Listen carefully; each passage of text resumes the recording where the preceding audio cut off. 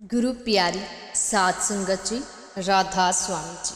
साध संगत जी, आज की साखी सुनकर आपका मन बुरे विचारों की ओर नहीं जाएगा और आप अच्छे कर्मों की ओर चल पड़ेंगे। साध संगत जी, ये साखी आपके जीवन का रुख बदल देगी। आप वीडियो को एंड तक जरूर सुनें जी और चैनल को सब्सक्राइब भी करें ताकि आपको आने वाली हर वीडियो का मैसेज पहले से ही मिल जाए। साध संगत जी, आज की साखी एक रब के प्यारे बंदे की है जिसका नाम जोसेफ था। जोसेफ खुदा को बहुत मानता था, वो खुदा पे भरोसा करने वाला बंदा था। जोसेफ बहुत ही सुंदर और बुद्धिमान व्यक्ति था। वो हर काम में माहिर था। हर काम में माहिर होने की वजह से उसका बड़ा भाई उससे घृणा करता था। जोसेफ का बड़ा भाई उससे इसलिए चिढ़ता था क्योंकि जोसेफ हर काम में बचपन से ही आगे रहता था। उनके आसपास के लोग जोसेफ की बहुत प्रशंसा किया करते थे और उसके बड़े भाई का कोई नाम ही नहीं लेता था।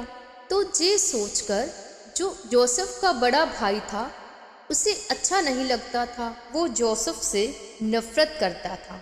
वो सोचता है क्यों ना जोसेफ को बेच दूं ताकि लोग मेरी प्रशंसा करें। ये सोचकर उसके बड़े भाई ने जोसेफ को एक गुलामों के व्यापारी को बेच दिया। जोसेफ बहुत ही सुंदर और बुद्धिमान था। जो व्यापारी जोसेफ को खरीदता है वो मिस्र के एक बड़े बादशाह के पास जोसेफ को बेच देता है और एक बड़ी रकम लेकर वापस लौट आता है। जो बादशाह था उसने जोसेफ को अपने महलों में काम पर रख लिया और उस बादशाह की बहुत सारी बेगम थी। उन बेगमों में से एक बेगम ऐसी थी जिसका मन जोसेफ पर आ गया। उसका नाम जुलेखा था। जुलेखा जोसेफ को देखकर उस पर मोहित हो गई। एक दिन क्या होता है कि वो जोसेफ को अपने महलों के अंदर ले जाती है और बाहर से दरवाजे बंद कर देती है। उसके मन में बुरे विचार आते हैं। अब जोसेफ करे तो क्या करे। एक तो वो रानी थी और दूसरा वो वहाँ काम करने वाला था। उसे समझ नहीं आ रही थी कि वो बाहर कैसे जाए। वो सोचता है अगर मैंने इसका कहना नहीं माना तो ये मुझ पर झूठा इल्ज़ाम लगा देगी और मुझे राजे को पकड़वाकर मुझे मरवा देगी। ये सोचकर वो चुपचाप खड़ा रहा और दूसरी तरफ जो जुलेखा थी उसने अपने कमरे में पड़ी एक पत्थर की मूर्ति के ऊपर कपड़ा डाल दिया, उसे कपड़े के साथ ढक दिया। जब जोसेफ देखता है तो उससे पूछता है कि जी तुमने क्या किया। तो वो जोसेफ को बताती है कि मैं पत्थर की मूर्ति की पूजा करती हूँ, इसलिए मैंने इसे ढक दिया है। ये मेरा देवता है, कहीं मुझे देख ना ले, इसलिए मैंने इसके ऊपर पर्दा डाल दिया है। जोसेफ ये सब देखकर हैरान था और ये कहने लगा कि तुमने उस मूर्ति को तो कपड़े से ढक दिया, लेकिन मेरा खुदा तो हर जगह मौजूद है, सब कुछ देख रहा है, वो तो हर जगह मौजूद है। इतनी बात कहकर जोसेफ कमरे से बाहर भाग गया और जब वो भाग रहा था तो पीछे से रानी उसका कुर्ता पकड़ लेती है, जिसकी वजह से कुर्ता फट जाता है। लेकिन जोसेफ तो दौड़ जाता है। जो रानी जुलेखा थी उसने बादशाह से शिकायत कर दी कि ये बदमाश है, इसने मुझको छुआ है, इसे फांसी की सज़ा दे दो।